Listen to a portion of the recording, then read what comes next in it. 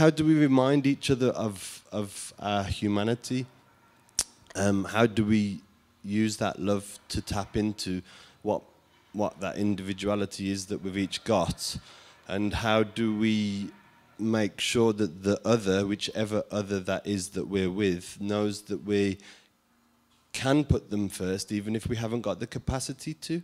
If you express sort of tenderness and care for that person who may have done something, as John Burgess says, that did need to be called out, you know, because it was harming a younger, do you get me? There was no calling out of that person in terms of judging that person, because you could always practice that we're all humans and that we're all in a place where things come together that can take us to spaces that means that we're not doing the best of what we want to do and we're not the best of what we want to be.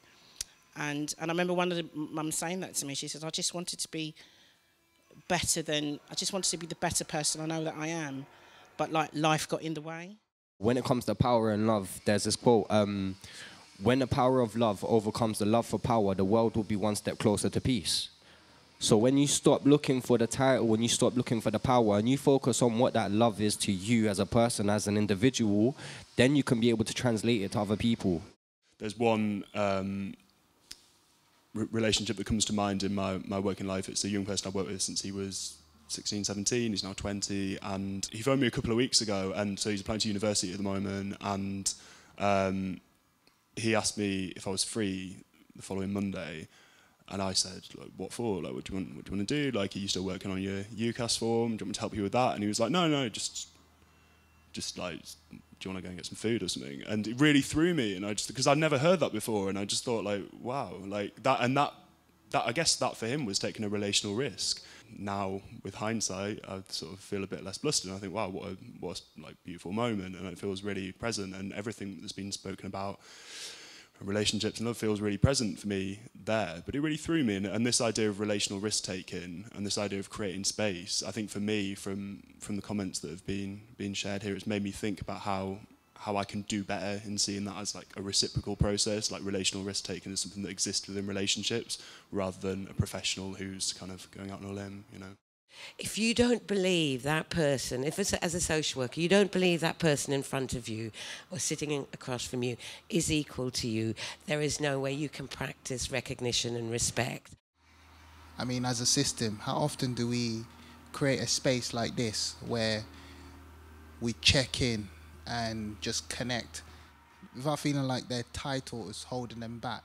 People come into caring professions in order to give that love, to do something right, and sometimes feel they spend a lot of time pushing buttons and filling in functional forms and what have you, and that we need to think more about, wow, look at those people that have been somewhere, done something, and what they're now giving back. The child protection system is not functioning how it should be at the moment. It's very individualistic. It's quite a punitive response. Parents fear the system. This is not how it should be.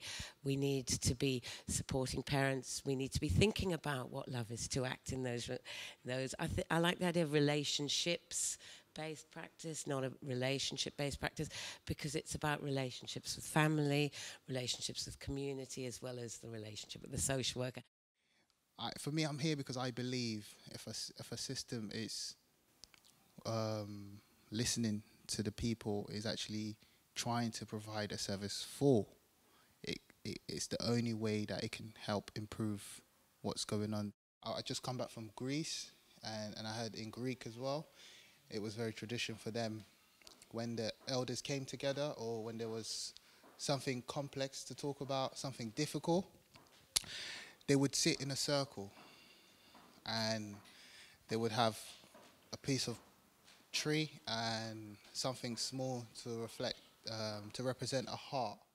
I've been working with family group conferences for 30 years, and I think they're magical and extraordinary things. And I suppose to love is to act is the essence of them. And I'm interested in talking about love, and have been for a few years now, because it's quite difficult to talk about in a professional sense, but I think extremely important, because it is quite powerful, possibly the most powerful thing which we engage with. Yeah, so Seth offered me a bacon sarnie this morning, and I thought that was love. It's my understanding of love, because for someone to be like, have you eaten? Like, have you had a drink this morning? Have you had a coffee? What do you need? Like, them needs there, and to instantly think of someone else as in, that's a caring, very caring aspect. That's a very loving characteristic. It's just amazing, and it's beautiful to see, you know, to know that someone who's got a social work background is willing to just allow conversations to happen. And I think we need more of that within our systems, not just professionals or professionals, but family members or young people. We need to create a space where we allow them to express and connect on a human level. And I think we need to do that more often. If the things we are doing don't lead to that, talk about the connectedness of us all and the collectiveness of us all, I don't want to be in that system, you know, and I want to redesign that system. That's it. Thank you.